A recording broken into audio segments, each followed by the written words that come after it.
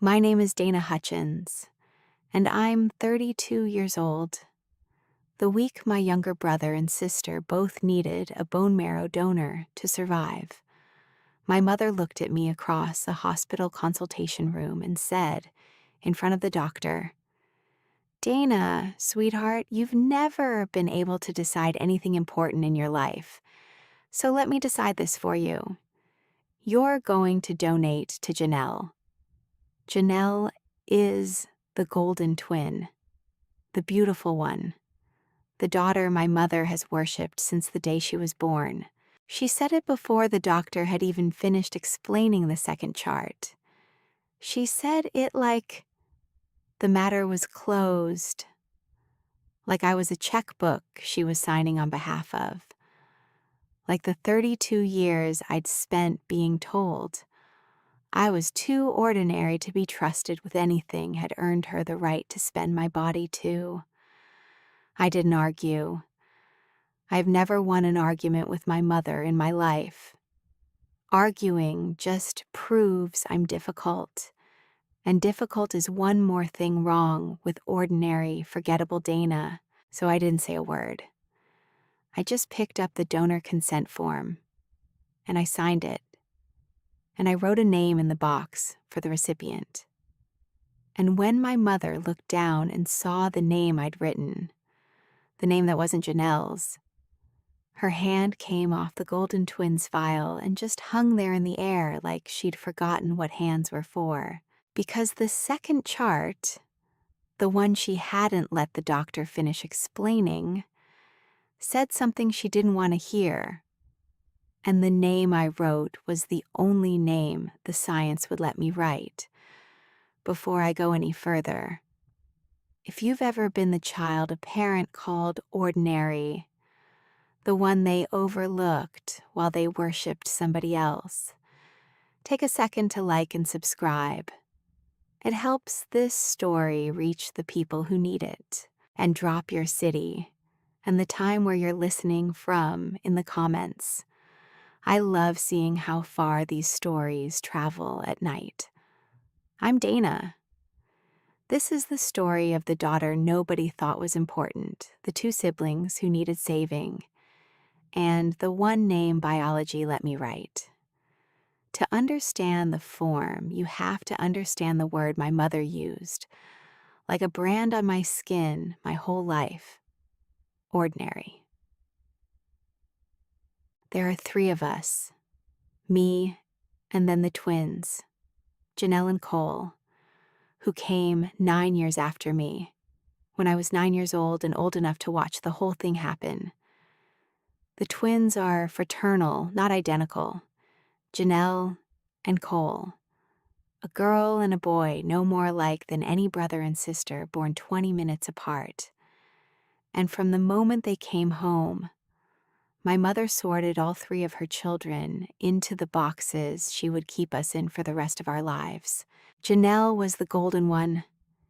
Even as a baby, she was the pretty twin, the easy twin, the one who photographed well and charmed strangers, and made my mother glow. My mother has a particular face she makes when she looks at Janelle. I've seen it my whole life. A softening, a lighting up, a look that says, this is the one I'm proud of. I have spent 32 years watching my mother make that face at my sister, and never once, not one single time, at me. I can date the exact moment I understood the order of things. I was about 11, the twins were toddlers, and a relative at a family cookout asked my mother about her kids. I stood close enough to hear. My mother said, "Well, Janelle is just a dream. She's going to break hearts. Look at that face. And Cole, poor thing, he's our little patient. Always something with him. And Dana," and here she paused and gave the little laugh I'd come to know. "Dana's Dana. She's fine. Steady. You don't have to worry about Dana." And the relative nodded like that made sense, like, you don't have to worry about her was a compliment. and they moved on to the weather. I was 11, and I understood standing there with a paper plate that in the economy of my mother's love, being someone you didn't have to worry about meant being someone you didn't have to think about at all. Cole was the burden. He was the sickly twin, in and out of the doctor from the start. And my mother treated his illness not as something to grieve, but as something he was doing to her. An inconvenience, a drain, a problem child who refused to be easy the way his sister was easy. I'd hear it in how she talked about his appointments. Not, I'm scared for him, but I'm exhausted. Do you know how many appointments this boy has? She loved Janelle for being golden, and she resented Cole for being sick. And somewhere in the gap between those two feelings, there was me. And me? I was ordinary. That was my box. And my mother said the word so often, it stopped sounding like an insult and started sounding like my name. Dana's, the ordinary one. She'd say it to relatives, to neighbors, with a little laugh, like it was just a neutral fact about her firstborn. Janelle got the looks, Cole got all the doctor bills, and Dana, well, Dana's just ordinary, steady, nothing special, but she gets by. And everyone would chuckle and I would stand there, 14, 20, 28, feeling myself disappear a little more each time. You'd think being called ordinary would be the gentlest of the three boxes. It wasn't. Janelle was adored, and Cole was at least seen, even if what my mother saw was a burden. But ordinary is invisible. Ordinary is the child whose report card doesn't get mentioned because it's only A's and B's, nothing dramatic. Ordinary is the daughter who's never the story, never the worry, never the pride, just the steady gray thing in the background of a family with two more interesting children. I grew up the unremarkable middle of my mother's attention, too unspecial to praise, too unproblematic to worry over. I learned to need nothing, because needing something would have required someone to be looking, and no one was looking at me. I want to tell you about the specific way the word ordinary worked, because it's the engine of everything that came later. My mother didn't just think I was unremarkable. She used ordinary to disqualify me from anything that mattered. Anytime a real decision came up in our family, a decision with weight, with consequences, the unspoken rule was that Dana didn't get a vote because Dana was too ordinary to understand important things. When my grandmother was dying and the family discussed her care, I was 26 and a working medical professional, and my mother waved me off. This is grown-up, serious business, Dana. Let the people who understand these things handle it. When the twins' medical decisions came up over the years, I, the one of us who actually works in a hospital lab, who actually understands a lab report, was treated like a child in the room. You run little tests, honey. This is real medicine. Leave it to the doctors and to me. That's the part that still amazes me. I am a medical laboratory technician.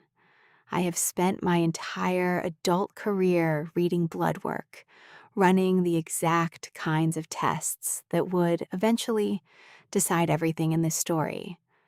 And my mother had so thoroughly decided I was ordinary that she could not see the competence standing right in front of her. The label was stronger than the evidence. She'd decided who I was before I could talk, and no amount of who I actually became could change it. I'll give you the example that still stings. A few years ago, Cole was having a complication with his iron levels.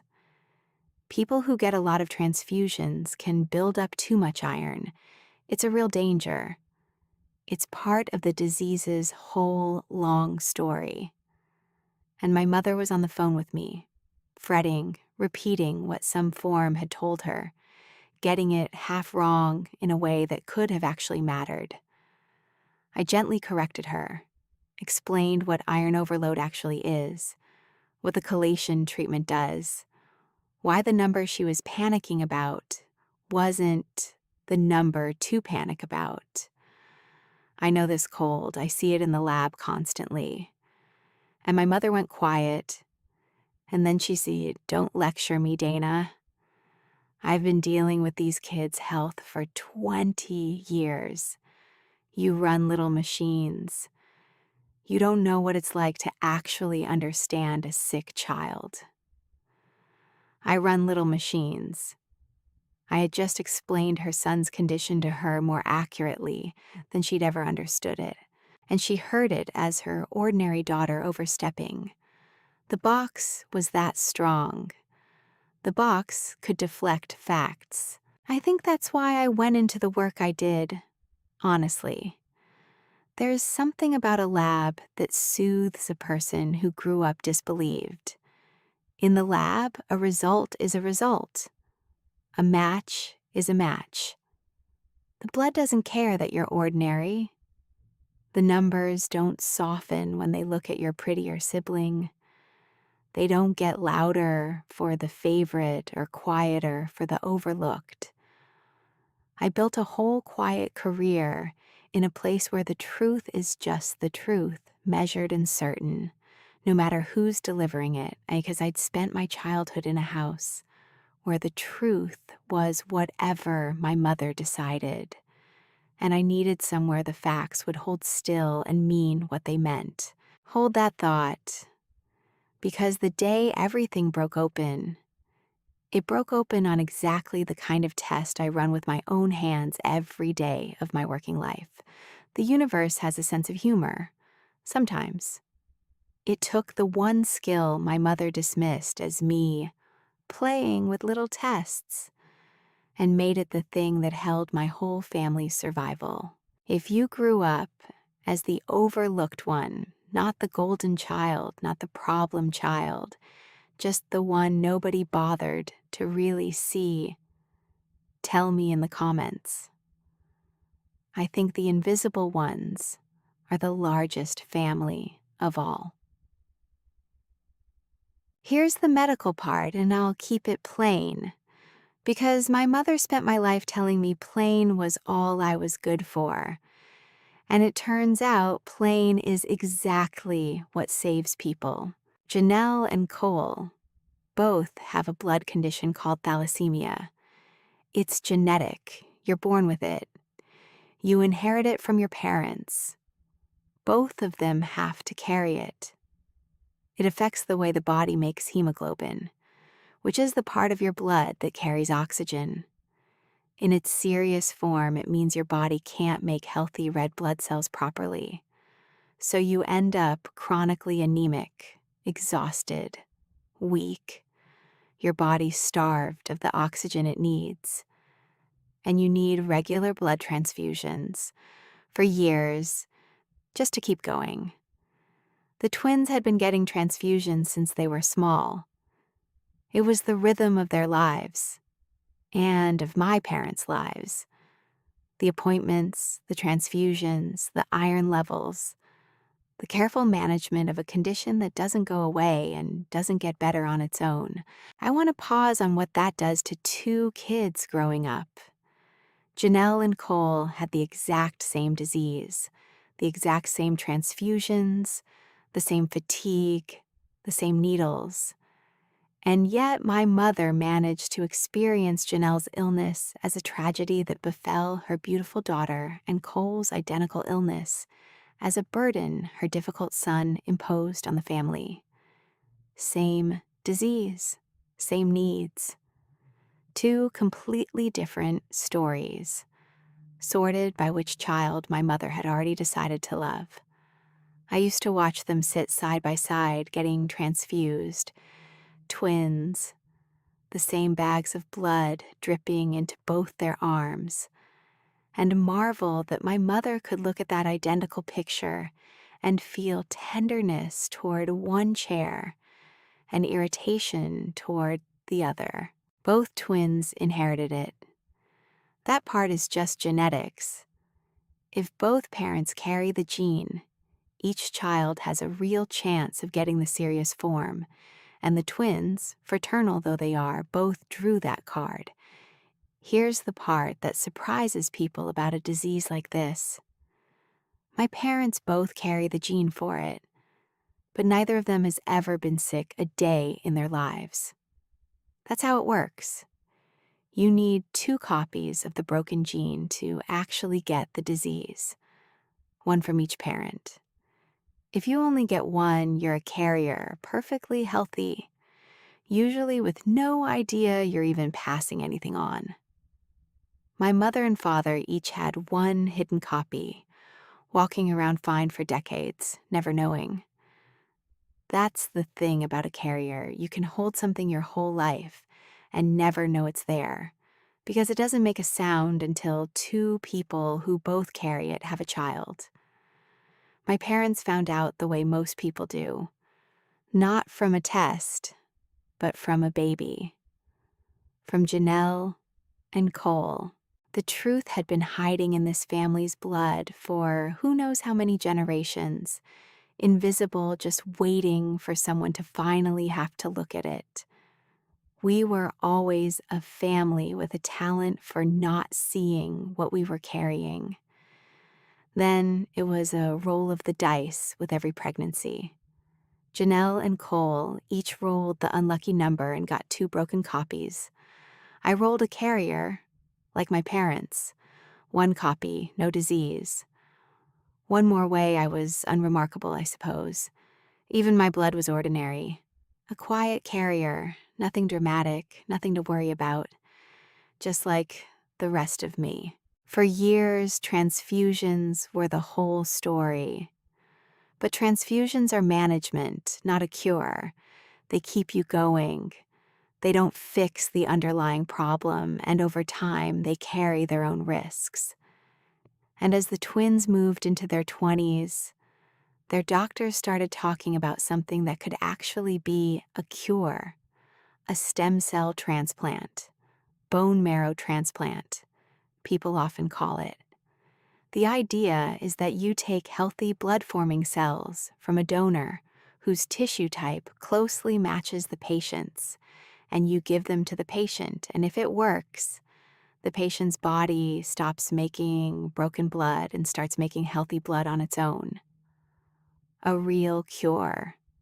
The end of a lifetime of transfusions. For 2 young people who'd spent their whole lives tethered to a transfusion schedule, it was the first time the word cure had ever been on the table. But it only works if you can find a donor who matches. And matching, for this, isn't about blood type the way people think. It's not about being A or O. It's about something called HLA. Think of HLA as a much more detailed fingerprint on your cells, the set of markers your body uses to tell me from not me, friend from invader. For a transplant to work and be safe, the donor's HLA fingerprint has to match the patient's very closely. If it doesn't, the patient's body and the donated cells essentially go to war with each other, and people can die from that. So the match has to be close. A random stranger almost never matches you. Your best odds by far are a brother or sister, because siblings inherit their HLA from the same 2 parents, drawing from the same deck. But here's the thing most people don't know. The thing that turns out to be the whole heart of this story.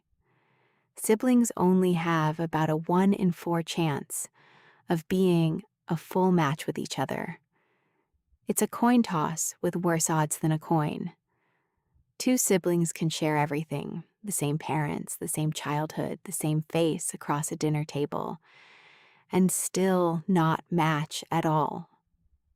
And fraternal twins, for this purpose, are just two siblings who happen to share a due date. Janelle and Cole, born the same October morning 20 minutes apart, were no more likely to match each other than any random brother and sister.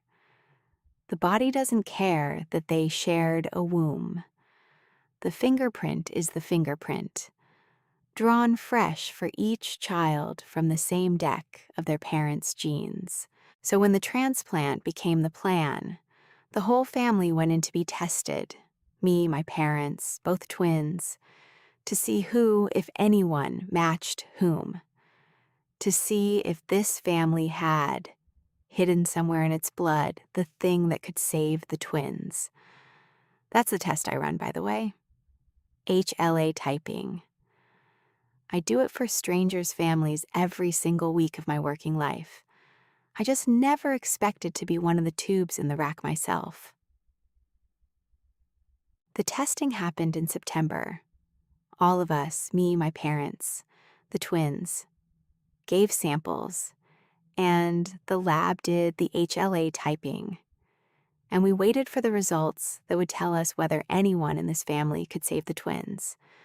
I want to describe the waiting because of what it revealed about my mother, even before the results came. In those weeks, my mother talked constantly about Janelle, about how frightened she was for Janelle, how she couldn't bear the thought of losing Janelle, how Janelle had her whole beautiful life ahead of her. She organized a little prayer chain among her friends for Janelle. She kept a framed photo of Janelle by her bed and would tear up looking at it. Cole was sick too. Cole had the exact same disease, the exact same need, the exact same coin toss odds of dying without a transplant. And in those weeks of waiting, I did not hear my mother say his name with fear even once. It was Janelle, Janelle, Janelle. Cole was, as he had always been, the burden in the corner, the sick one whose sickness annoyed her rather than frightened her. Two of her children were facing the same mortal danger, and she had, without apparently noticing she was doing it, decided that only one of them was a tragedy. The other was just maintenance, a chore, a thing to be managed the way she'd always managed him. I remember one evening in particular sitting in my parents' kitchen during the wait, when my mother spent 20 minutes talking through her fears about Janelle, what Janelle would do if a match couldn't be found, how Janelle had always been so full of promise, how unbearable it would be to lose her. And then, when I gently said, "Mom, Cole's in exactly the same danger, you know?" She waved her hand and said, "Cole's tougher. He's used to being sick. It's different. It's different."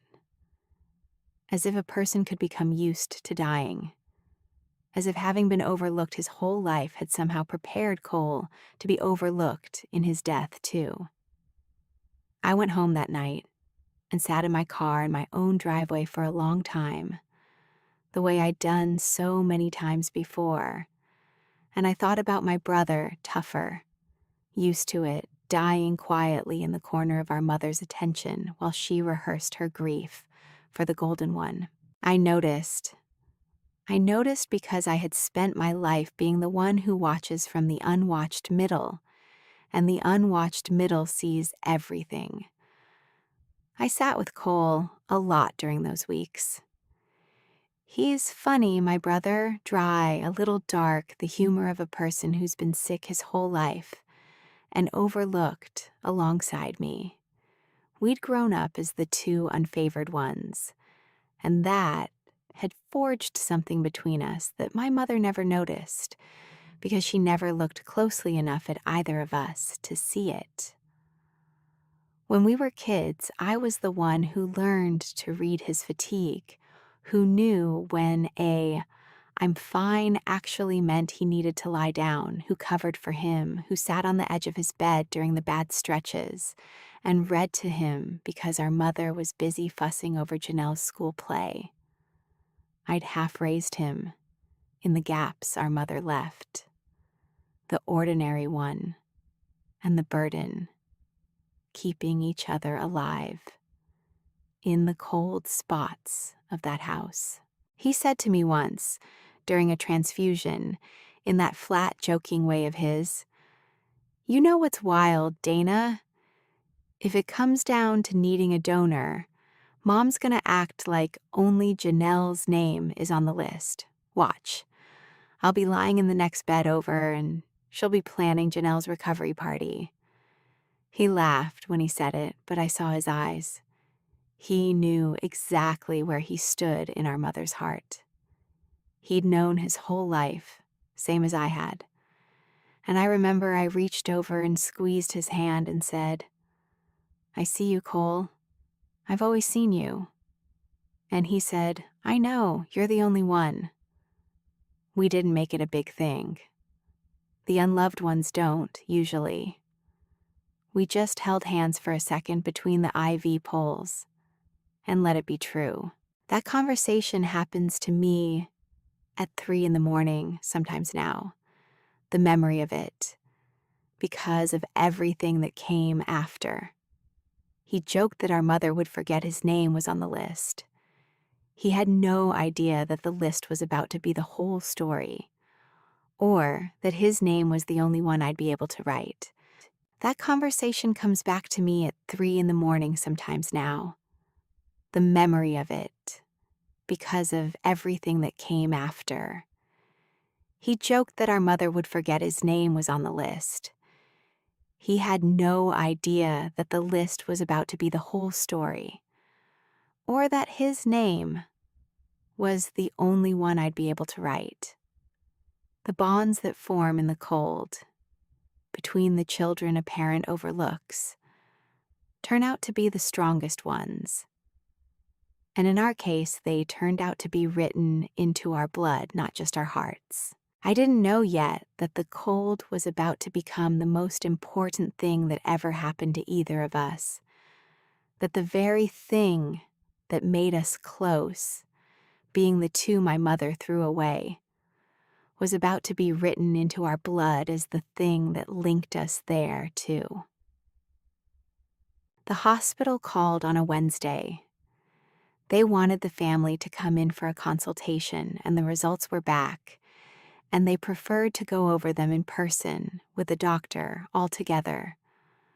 I knew, walking in, what my job in that room was going to be. My job was to be ordinary Dana, who sits quietly while the important people discuss important things. I'd played that role at every family medical meeting my whole life. I expected nothing different. We gathered in a consultation room, me, my mother, my father, and my Aunt Sherry, my mother's younger sister, who'd come for support. The twins weren't there. They were both having transfusions that afternoon, and the doctor wanted to talk to the family first. The doctor was a hematologist named Dr. Pruitt, a calm, careful woman with 2 folders and a laptop. And she sat down across from us and said she had the HLA typing results. And here is where I need you to picture my mother, because what she did in the next 90 seconds is the whole story. Dr. Pruitt said, "So the good news is that we did find a match within the family. A full match." And she reached for the first folder. And my mother, before the doctor said another word, before she named who matched whom, before she opened the second folder at all, my mother reached across the table and put her hand flat on top of a file with Janelle's name on the tab, and she said, "Oh, thank goodness, Dana. You'll donate to Janelle. We'll get Janelle taken care of right away. I want to sit in that moment with you because it tells you everything. The doctor had said exactly 6 words of substance. We found a match, a full match, and in the half-second of silence after, my mother's mind had already built the entire rest of the story. And in her version, the good news was Janelle's, automatically the way everything good was always automatically Janelle's. She didn't wonder who the match was. She didn't even register that there were 2 sick children who might need it. She heard match, and her hand went to Janelle's file like a compass needle swinging north. 32 years of sorting, performed in a single reflex, in front of a doctor and her own sister and her overlooked daughter. She wasn't asking. She was instructing. She had heard the words, a full match and Dana somewhere in her mind, and leapt instantly to the only conclusion her heart had ever been able to hold. That whatever good thing was available, it was for Janelle. That her ordinary daughter's one useful moment would of course be spent on her golden one. I was not a person in that calculation. I was a resource being allocated, and Cole, sick, dying, her son, wasn't in the calculation at all. Dr. Pruitt said gently, Mrs. Hutchins, let me actually walk you through the results, because it's a little more specific than... There's nothing to walk through, my mother said. Dana's a match. Janelle needs it. Dana donates to Janelle. Dana, tell her, you've never been able to make a decision in your life, so I'm making this one. It's Janelle. There it was. The sentence I'd heard in 100 forms over 32 years, now said in a hospital, over the question of which of her children to save. You've never been able to make a decision in your life, so I'm making this one. She said it the way you'd remind a child to wear a coat, casually, certain, as if my incompetence to decide important things were simply a known fact about the weather of me. The room went quiet. My father looked at his shoes. His lifelong posture, the man who keeps the peace by studying his own feet while his wife decides reality. My Aunt Sherry shifted, uncomfortable, glancing at me. And Dr. Pruitt, who did not yet understand the family she was sitting with, looked a little taken aback at being told there was nothing to explain about the most important thing she had to explain. I didn't argue. Of course I didn't. I never do, but I looked at the second folder, the one my mother wouldn't let the doctor open, and some new, steady thing settled in my chest, and I thought, let's see what the science actually says before anyone decides what I am or what I'm for. For 32 years, my mother had been the one who decided what was true in our family. But we weren't in our family's living room now. We were in a hospital on my turf, in the country of lab results and HLA markers, where the truth doesn't bend to whoever loves whom. And the truth was sitting in that unopened folder, waiting. I thought, Mrs. Hutchins, Dr. Pruitt said. And now there was a firmness under the gentleness, the firmness of a doctor who will not be steamrolled into letting a family misunderstand something this important. I do need to walk you through both charts, because the match is specific. Dana is a full HLA match, but not to both twins. The science doesn't work the way you're assuming. My mother's hand was still flat on Janelle's file. What do you mean, not to both? HLA matching between siblings is a matter of chance, Dr. Pruitt said. Dana, Janelle, and Cole all inherited their HLA types from your and your husband's genes, but in different combinations. It's essentially a draw. Each child gets a different hand from the same deck. And what the typing shows... She opened the second folder now. Finally, the one my mother's hand had been guarding the table against, and turned it so we could all see the two charts side by side, two columns of markers with the matches highlighted. Is that Dana is a complete match for Cole, 10 out of 10. As good a match as we could ever hope to find, related or unrelated. But Dana and Janelle share only about half of the relevant markers. For Janelle, I'm sorry to say Dana is not a viable donor. A transplant from Dana to Janelle wouldn't be safe and it wouldn't work.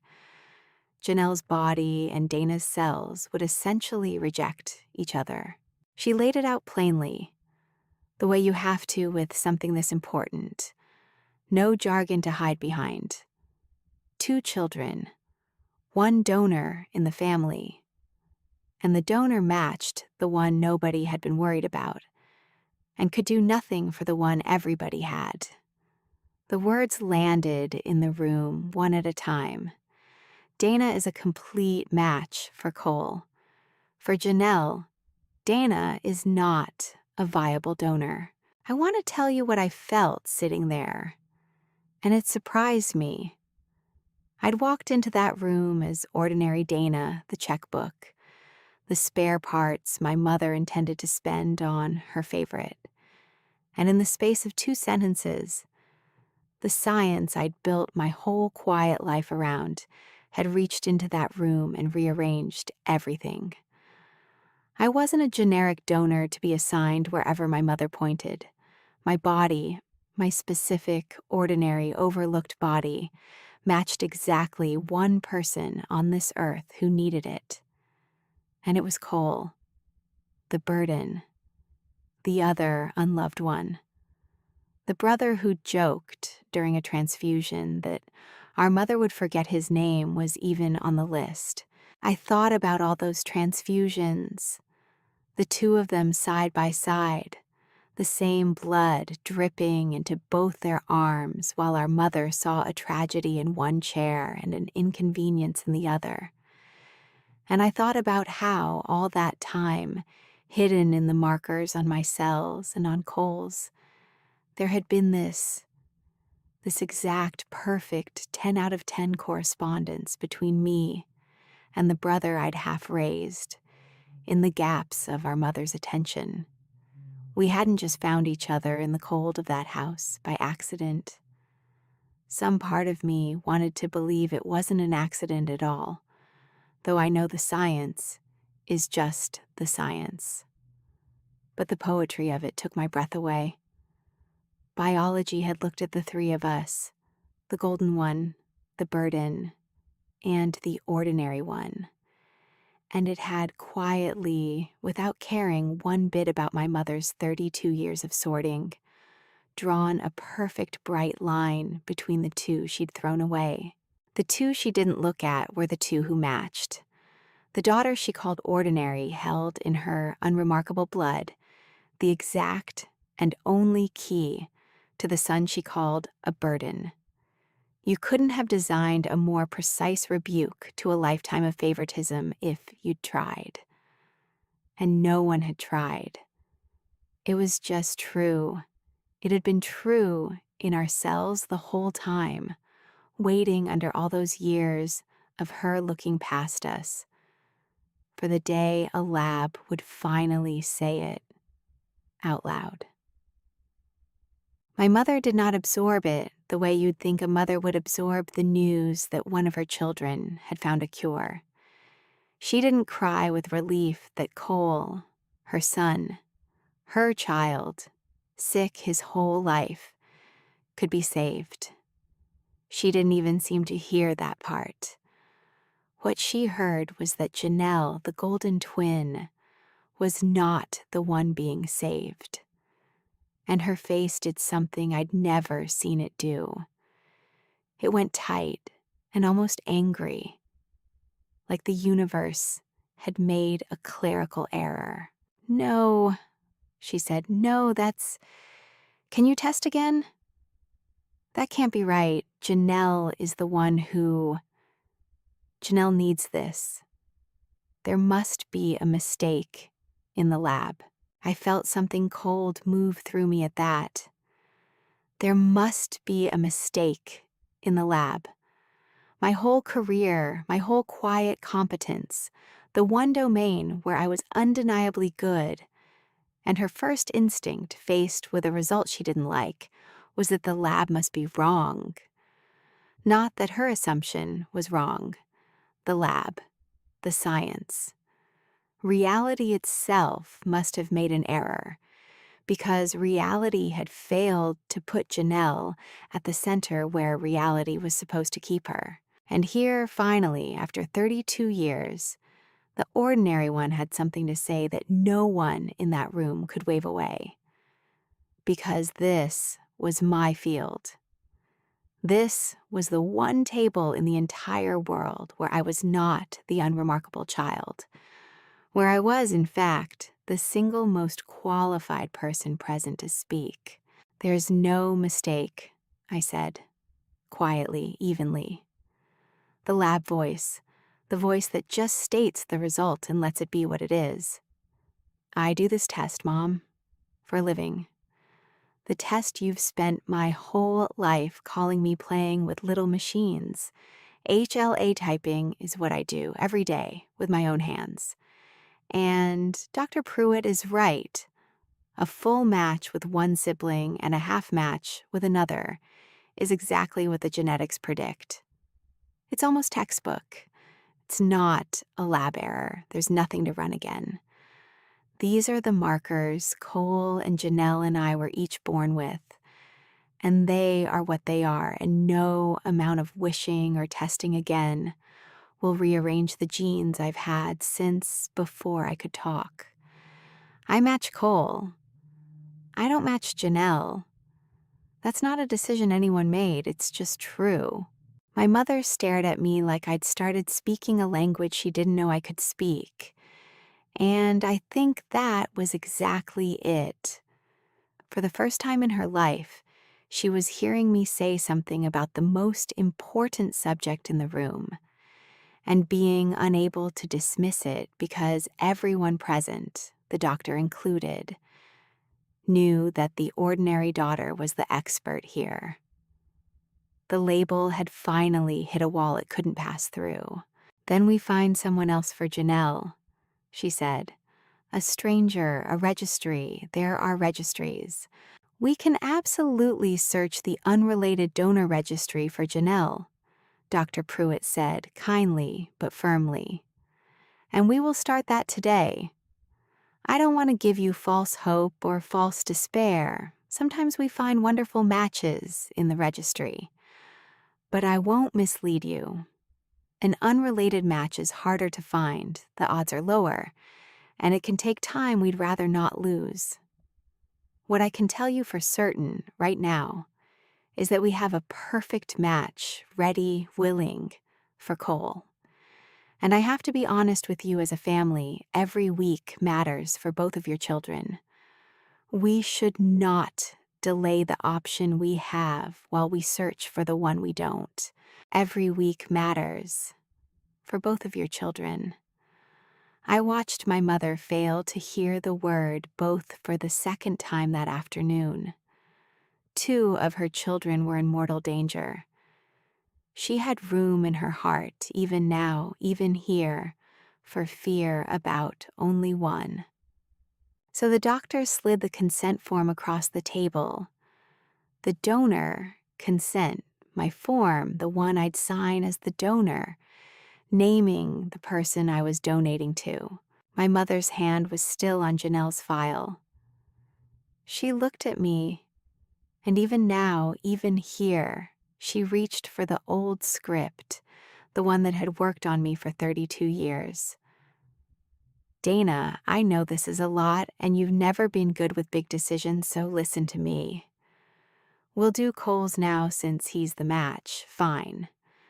But I want it on the record that the family's priority is Janelle, and you'll do whatever it takes next for Janelle. I picked up the pen. I didn't raise my voice. I want you to understand that I never raised my voice that entire afternoon. For 32 years, raising my voice had been the surest way to lose, to become difficult, dramatic, ordinary Dana making a scene, which was just one more reason not to listen to me. So I didn't give her that. I just took the pen calmly, the way I pick up a pen at work to log a result, and I filled in the form. My information as the donor, my signature, the date, and in the box for the recipient, in clear, careful letters, the kind of careful printing I use on a specimen label, so there can be no mistake about whose sample is whose. I wrote my brother's name, Cole Hutchins. I looked at it for a second after I wrote it. Cole Hutchins, in the recipient box, in my hand. The name my mother had spent 24 years saying with a sigh, if she said it at all. And I thought, there, now it's in writing. Now it's a fact in a chart, the way the truest things in my life have always lived in charts. Now no one can decide it into something else. I slid it back across the table toward the doctor, but it passed in front of my mother on the way. And my mother saw the name. She saw Cole Hutchins written in the recipient box, in my handwriting, signed and dated, and her hand, the hand that had been pressing flat on Janelle's file that entire meeting, like she could keep Janelle at the center of the universe by sheer physical pressure, like as long as her palm was on that folder, the good news still belonged to her golden girl. Her hand came up off the folder. It just lifted and hung there in the air, trembling slightly, fingers slightly curled, as if she'd suddenly forgotten what it had been doing or why she'd been doing it. Because the form was signed. It was real. The science was the science, and the name was the name, and there was nothing left for her hand to hold down. No folder to guard, no decision to steer. Janelle's file sat there uncovered for the first time in the whole meeting, and my mother's hand floated above it useless, while the truth she'd refused to let the doctor finish explaining finally finished explaining itself in the silence.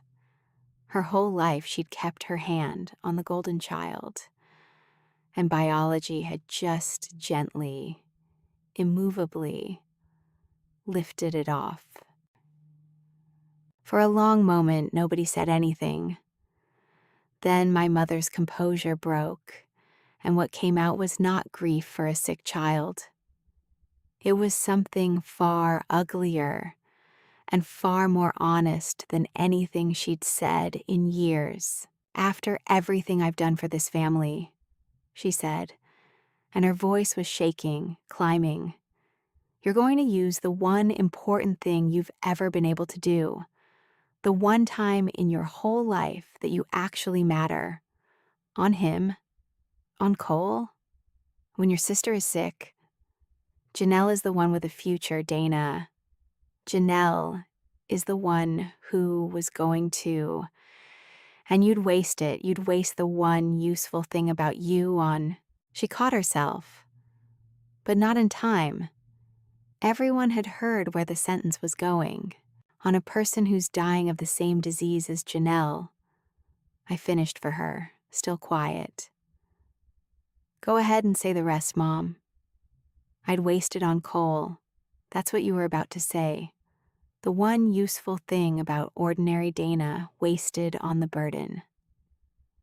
I let it sit there, in the room, in front of the doctor, in front of my aunt, in front of my silent father. Listen to yourself. They are both your children. They both have the same disease. They are both going to die without help. And the only difference your heart has ever been able to find between them is that you decided when they were 20 minutes old that one was golden and one was a burden. I didn't choose Cole over Janelle. Do you understand that? I would save them both if my body could. It can't. My cells match exactly one of your children, and by pure chance, it's the one you spent his whole life treating as a problem. I'm not playing favorites. I'm the only one at this table who isn't. Biology played favorites, and it picked the opposite of the one you would have. The room was completely silent. My father had his face in his hands. My Aunt Sherry was crying quietly, and she reached over and took my hand under the table. And here's the part I need you to hear, I went on, because you said it out loud in front of a doctor and you can't take it back. You called me too ordinary to decide anything important. And then, the single most important decision this family has ever faced landed in my body, in my blood, in the one place your opinion of me was never able to reach. You don't get to call me ordinary, and also need me to save your favorite child. You don't get both. You spent 32 years deciding I didn't matter. Biology just disagreed with you, in writing. My mother had no answer. For the first time in my life, my mother had no answer for me. She opened her mouth and closed it. The woman who had narrated our entire family for 3 decades, who had a label ready for each of her children before they could speak, who had never once in my memory been at a loss for the final word. She sat there with her lifted hand still half in the air, and nothing came out. And I realized, in that silence, that I wasn't angry anymore. I'd expected to feel triumphant or vindicated, or at least furious. What I actually felt was a kind of vast, quiet sadness for Cole, who'd had to be dying to finally be seen, for Janelle, who was about to learn what her place at the center had cost the rest of us, even a little for my mother, who had spent her whole life so busy sorting her children into boxes that she'd never noticed 2 of them had grown into the only people who could save each other. She'd missed it.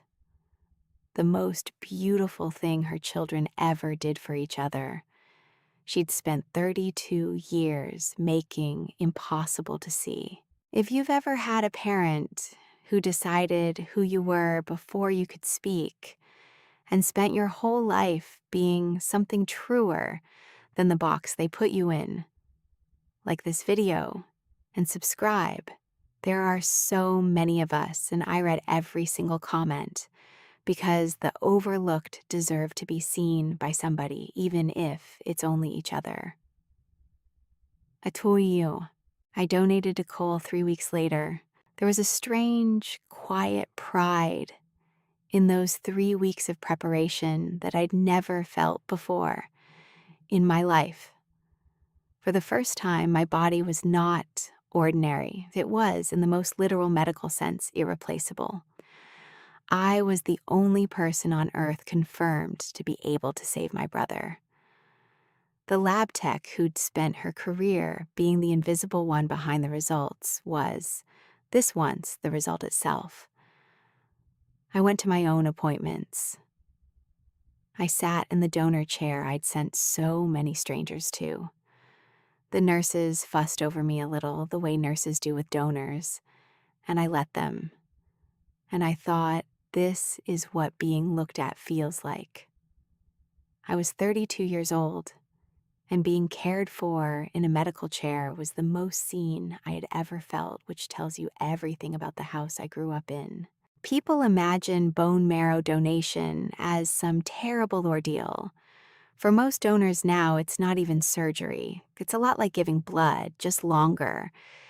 They give you injections for a few days beforehand, that move the blood-forming cells out of your marrow and into your bloodstream, and then they filter those cells out of your blood and give the rest of the blood right back to you.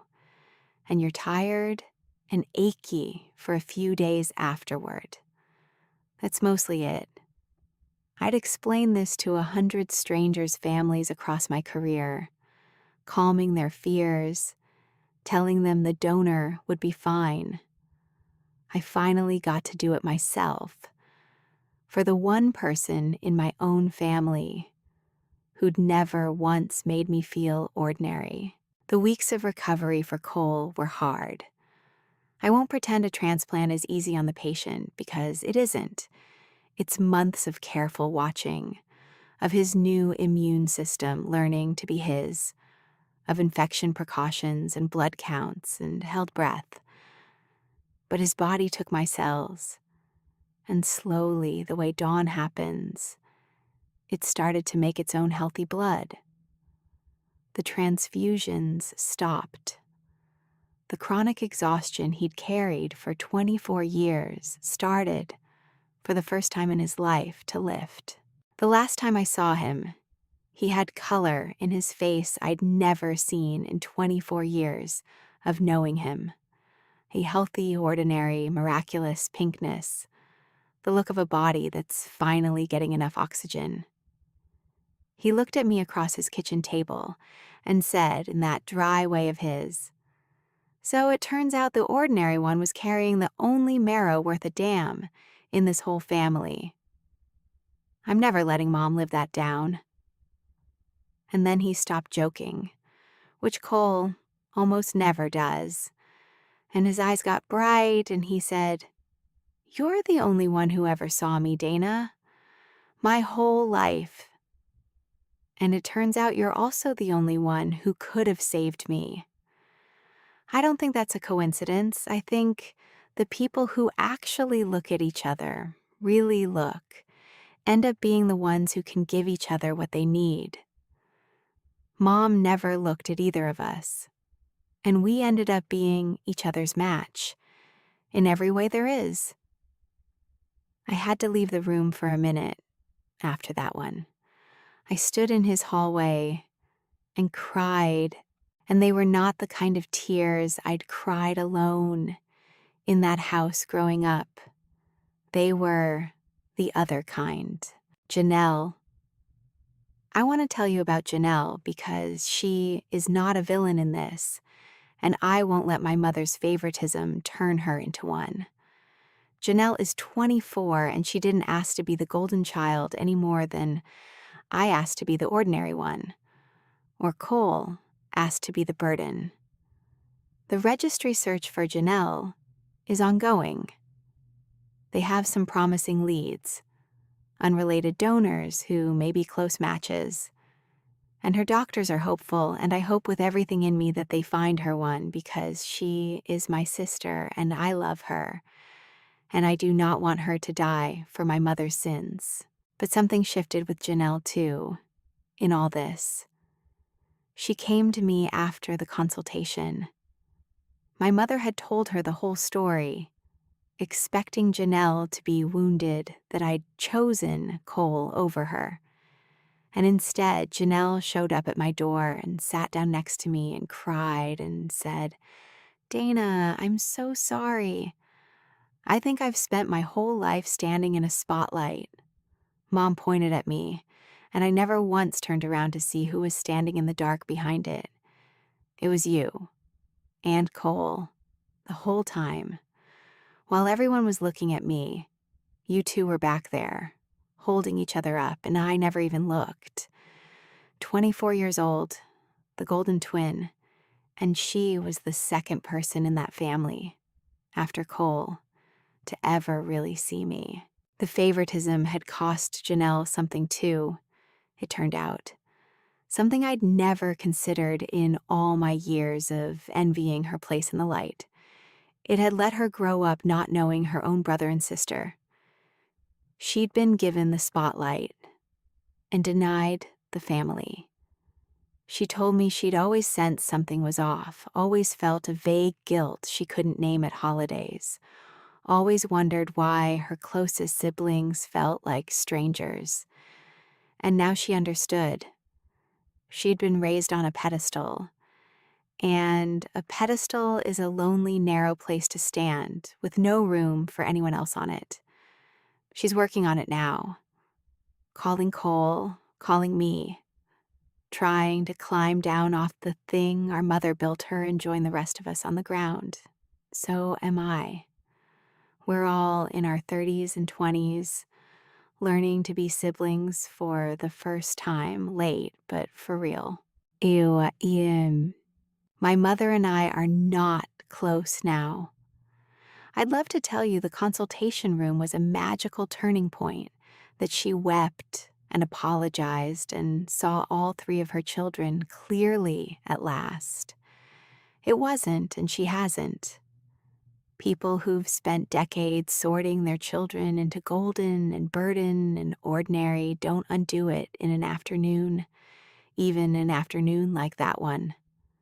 She has reframed the whole thing in the weeks since as me being spiteful, as if I engineered my own bone marrow to match Cole out of resentment, as if I sat in a lab and chose my own HLA type at age 0, specifically to wound her 24 years later.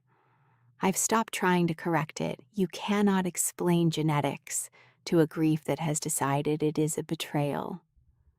You cannot show a chart to someone who has built her whole identity on being the mother of a golden child and watch her accept that the golden child wasn't the one who could be saved by the daughter she threw away. It's too much rearranging. Her whole map of her own family was wrong, and at 58 she would rather call me spiteful than redraw it. I've made my peace with that. Mostly. The thing I needed from that room was never my mother's apology. I'd stopped expecting that long ago. What I needed and what I got was to stop being the spare parts in my own family. To have the science say in front of everyone that the overlooked daughter and the burdened son were not the throwaways. We were the match. We were, it turned out, the ones who could do the one thing none of the loved ones could. But my father called me a week after. My quiet, foot-shuffling father, who never once stood up to my mother on my behalf in 32 years, whose whole life has been the study of his own shoes, while his wife decided which children mattered. He said, "I watched you in that room. You didn't yell, you didn't gloat. Your mother said the cruelest thing I've ever heard a person say, that you'd be wasting yourself by saving your own brother. And you just told her the truth quietly and signed the form and saved Cole's life." He was quiet for a long moment, and I could hear him gathering something. "I should have told you a long time ago that you were never ordinary. I knew it. I'd watch you with Cole when you were both kids, the way you took care of him, the way you saw him. And I knew you were the best of all of us. And I never said it, because it was easier to let your mother run things than to cross her. I'm sorry, Dana. I'm so sorry I let you grow up believing her. It doesn't fix 32 years, but I've learned to take the truth whenever it finally arrives, however late, because for some people, it costs everything they have to say it even once. And my father had just spent everything he had.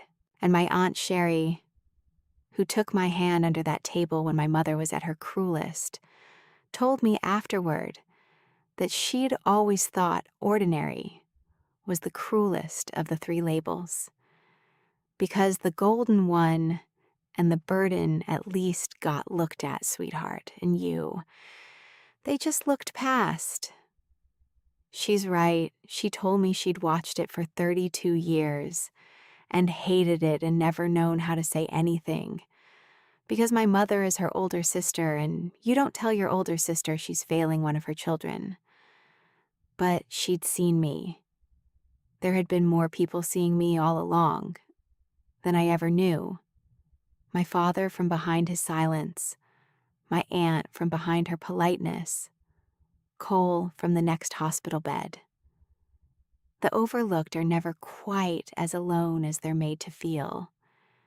There are usually other people in the dark with them, if they only knew to look. And here's what I've come to understand, and what I'd say to every overlooked, looked past, ordinary middle child listening to this in the dark. Ordinary was never the truth about me. It was just the box my mother needed me in, so she'd never have to see that the daughter she overlooked was the one quietly holding the family's whole survival in her unremarkable blood. The label was never about who I was. It was about what was convenient for her to believe. My mother said I was too ordinary to decide anything important. Then biology handed me the most important decision a person can make, whose life to save. And it turned out I'd been built all along to save the one nobody else would. Not by my choice, by something deeper and older than my mother's opinion of me, written into me before she ever had the chance to call me ordinary. The markers were set before my first breath. The verdict on who I really was had been sealed in my cells the whole time, waiting under 32 years of her looking past me. For the one afternoon, a lab would read it out loud. I wrote his name on the form, the name my mother spent 24 years overlooking, said with a sigh if she said it at all.